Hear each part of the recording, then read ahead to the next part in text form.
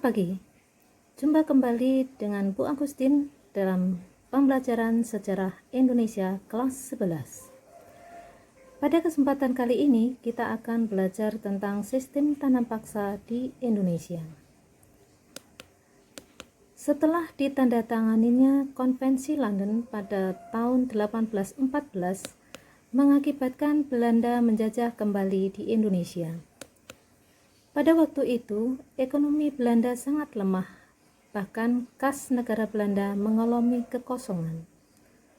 Hal ini disebabkan karena Belanda memiliki hutang luar negeri yang sangat banyak dan juga terjadi perlawanan rakyat di Indonesia yang menguras dana yang sangat banyak.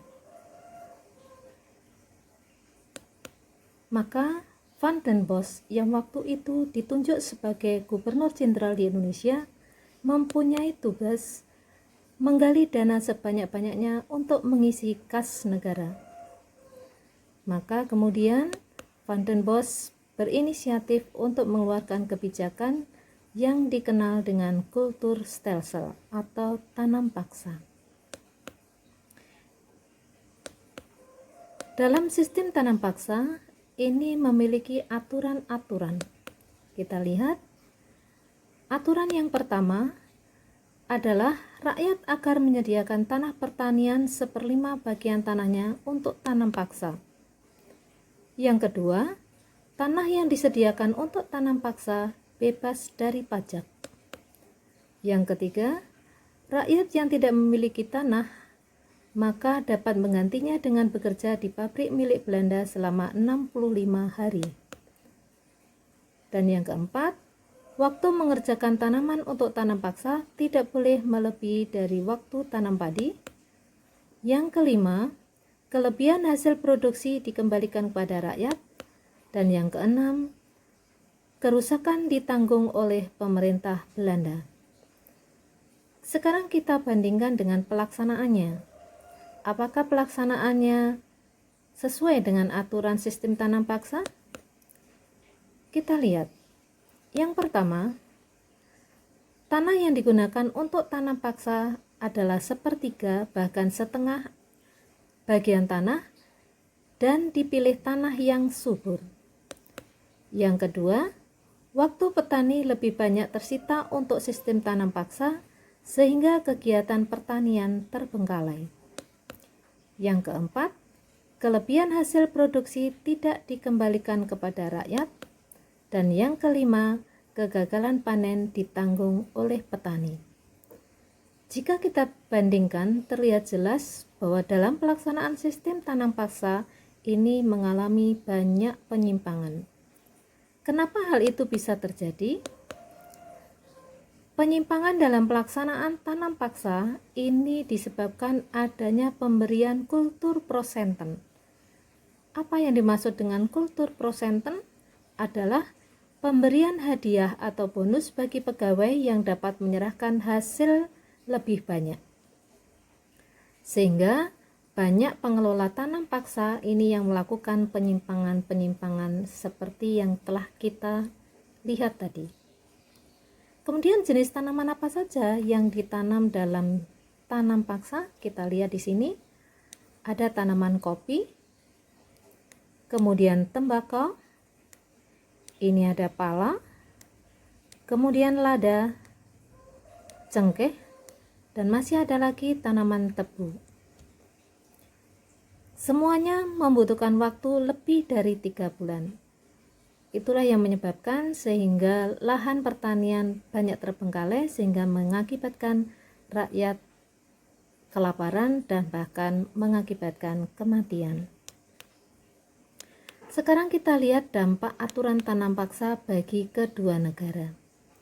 Yang pertama, bagi pemerintah Belanda jelas, kita lihat di situ, Belanda dapat mengatasi kesulitan keuangan.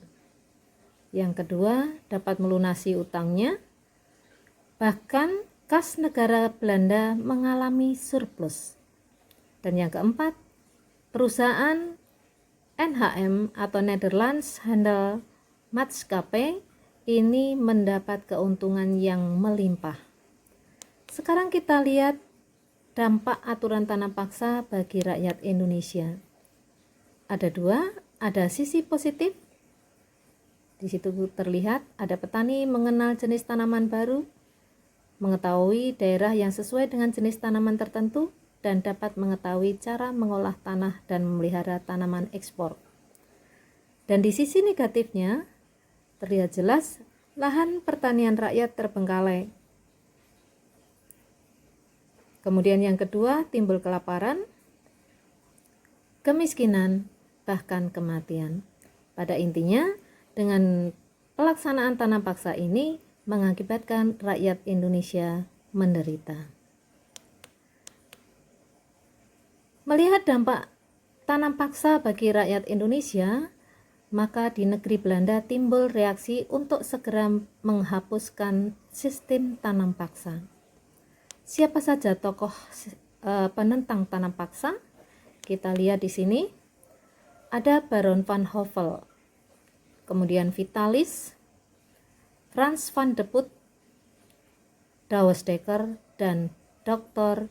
W. Bos. Salah satu di antara mereka yang paling terkenal adalah Douwes Dekker. Dia mengarang sebuah buku yang berjudul Max Havelaar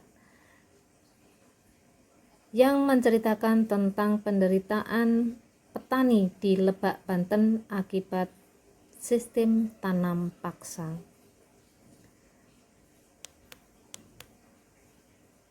Karena desakan golongan liberal dari parlemen, maka pemerintah Belanda akhirnya melaksanakan penghapusan sistem tanam paksa secara bertahap.